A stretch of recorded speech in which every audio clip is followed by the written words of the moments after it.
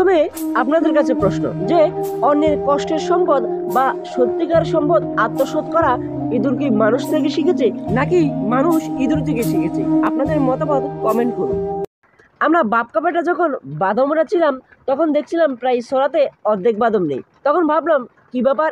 তখন আমি আব্বারও বললাম, আব্বা এর কারণ কি? আব্বা তখন বললো নিশ্চয়ই এটা ইঁদুরের কাজ। আর আব্বা তখন ইঁদুরের গর্ত খোঁজা শুরু করলো। আর আঙ্গ আব্বা এবার পাতলা কাজে 10-10 পাওয়ার যোগ্য। যখন ছোট একটা গর্ত পেল তৎক্ষণাৎ শাবল একটা নিয়ে সেটা খনন করতে শুরু করলো। আমি বললাম, আরে থুন তো, সময় যাচ্ছে, বাদামগুলো বেলা না পুরাতে উঠাতে হবে। তখন আব্বাই বললো, আরে বেটা দেখিস এই গর্ত থেকে 10 কেজির বাদাম পাবো। হাসাই মাপজব করলে প্রায় 10 কেজি কাছাকাছি যাবে। আর ভিতরে অনেক বাদাম। প্রবাদ আছে সুরের 10 দিন গ্রীষ্মে ইন্দুর মামা আঙ্গ বড়া ক্ষেতের বাদাম পায় বিশাল একটা বাড়ি করছে এই বাদামগুলো সংরক্ষণ করতে। হ্যাঁ, আমরা এই ইন্দুর মামা থেকে একটা জিনিস শিখতে পারি, কিন্তু অন্যের সম্পদ আত্মসাৎ করা সেটা নয়। ইন্দুর মামা প্রতিদিন একটা দুইটা করে বাদাম নিতে নিতে দেখুন কতগুলো বাদাম জোগাইছে। ঠিক তেমনি আপনিও অল্প অল্প করে কিছু একটা করতে শুরু করুন বা কিছু সঞ্চয় করতে শুরু করুন। দেখবেন একদিন এই ইন্দুর মামার মতো অনেক সম্পদ জোগাড় করে ফেলছেন, কিন্তু চুরি করে নাই। নইলে কিন্তু 10 দিনে আপনি শুরু করবেন আর গৃহস্থ একদিন আইসা